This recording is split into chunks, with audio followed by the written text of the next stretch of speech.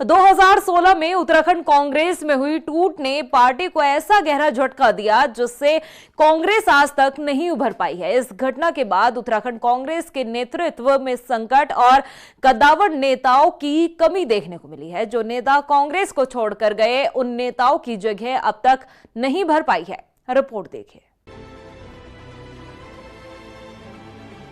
2016 में उत्तराखंड कांग्रेस में हुई टूट ने पार्टी को ऐसा घाव दिया जिससे कांग्रेस अब तक उभर नहीं पाई है। जो नेता कांग्रेस को छोड़कर गए, उनकी जगह अब तक भर नहीं पाई है।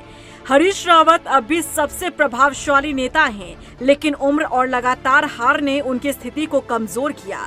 यशपाल आर्य और उनके बेटे संजीव आर्य दलित वोट बैंक को मजबूत करने की कोशिश कर रहे हैं। प्रीतम सिंह जैसे नेता सक्रिय हैं, लेकिन इन्हें व्यापक कद्दावर नेतृत्व का दर्जा नहीं मिलता। 2022 के विधानसभा चुनाव में कांग्रेस ने 19 सीटें जीती, जो बीजेपी से काफी कम थी। बीते दिनों राहुल गांधी ने कांग्रेस नेताओं की तुलना घोड़े से करते हुए कहा था कि कांग्रेस में 3 प्रकार के घोड़े हैं, रेस का घोड़ा, शादी का घोड़ा और लंगड़ा घोड़ा। जिसके बाद उत्तराखंड कांग्रेस में बहस छिड़ गई कि कौन रेस का घोड़ा है, कौन शादी का घोड़ा और कौन लंगड़ा घोड़ा है। यहाँ तक कि कांग्रेस के विधायक हरीश धामी ने कांग्रेस के वरिष्ठ नेता हरक सिंह रावत को ही लंगड़ा घोड़ा बता दिया। जिसके बाद बीजेपी के प्रदेश अध्यक्ष महेंद्र भट्ट ने कहा कि कांग्रेस के अंदर लंगड़े घोड़े की क्लास शुरू हो चुकी है। कांग्रेस के अंदर लंगड़े घोड़े की कमी नहीं है और जो अच्छे दौड़ने वाले घोड़े थे वो हमारे साथ आ गए। महेंद्र भट्ट ने कहा कि हम अभी कांग्रेस के अंदर और भी अच्छे घोड़े की तलाश कर रहे हैं, उन्हें हम पार्टी से जोड़ने का काम करेंगे और 2027 के विधानसभा चुनाव में हम भारी मतों से जीत हासिल करेंगे। अब हरीश रावत जी बता रहे हैं, कुछ दिन बाद दूसरे जी बताएंगे। बहुत से लंगड़े घोड़े हैं, इसके कारण तो कांग्रेस की हालत है। और जो अच्छे घोड़े थे दौड़ने वाले वो हमारे साथ हैं। तो हम भी ढूंढ रहे हैं कि कांग्रेस के अंदर जो खूब दौड़ लगाने वाले घोड़े हैं, ऐसे कितने, उनको पार्टी को जोड़ेंगे और पार्टी को मजबूत करें। 2027 भारतीय जनता पार्टी अच्छे मतों से जीते, हमारा प्रयास है। महेंद्र भट्ट का ये बयान कहीं न कहीं 2016 की घटना की ओर इशारा करता है। उत्तराखंड की राजनीति में भूचाल लाने वाले साल 2016 से लेकर अभी तक कांग्रेस के कई वरिष्ठ नेता भारतीय जनता पार्टी में शामिल हो चुके हैं। 2016 में कांग्रेस के 9 विधायकों ने बीजेपी का दामन थाम लिया था और कांग्रेस की सरकार को अस्थिर किया था। 2016 में जिन विधायकों ने पार्टी छोड़ी, अगर उनकी सीटों को देखा जाए तो अधिकतर सीटों पर कांग्रेस पार्टी उसके बाद कोई भी चुनाव नहीं जीत पाई।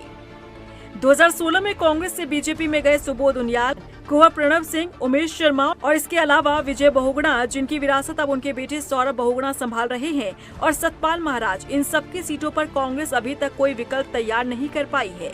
और गाहे बगाहे खुद उत्तराखंड के पूर्व मुख्यमंत्री और कांग्रेस के वरिष्ठ नेता हरीश रावत और कांग्रेस के कई अन्य नेता भी इस बात को स्वीकारते हैं।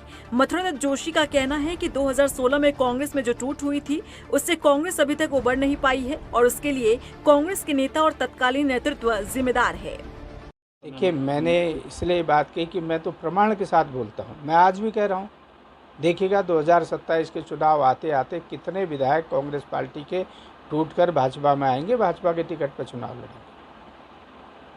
ये मैं प्रमाणों के साथ कर रहा हूँ, बहुत से प्रमाण हैं। आप देखिए किस विधायक ने क्या कहा, आप अतीत में जाइए, कौन विधायक क्या बोल रहा था, देख लीजिएगा आप, आज भी देख लीजिए। स्वार्थ की राजनीति ज़्यादा हो रही है।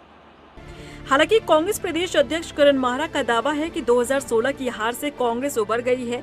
उन्होंने कहा कि हम निराश होने वाले नहीं हैं, 27 में कांग्रेस दिखा देगी कि कितने तैयार हैं हम।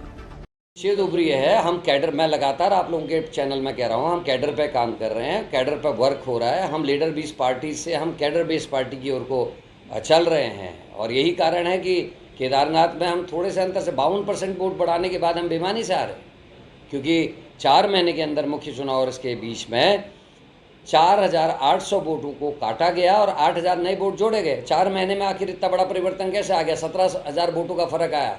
52% वोट बढ़ाने के बाद भी कांग्रेस हारी है। मैं निराश नहीं हूं, लेकिन हम किसी ट्रैप में आने वाले लोगों में से नहीं हैं। हम अपना काम कर रहे हैं और 27 में दिखाएंगे कि कितने नेता वहां नए आए हैं उभर। 2016 की टूट ने उत्तराखंड कांग्रेस को कमजोर किया, कद्दावर नेताओं की कमी को उजागर किया। हरीश रावत और यशपाल आर्य जैसे कुछ नेता अब भी बचे हैं, लेकिन पहले जैसा प्रभावशाली नेतृत्व नहीं रहा। गुटबाजी, संगठनात्मक कमजोरी और बीजेपी की मजबूत स्थिति ने इस कमी को और गहरा किया है।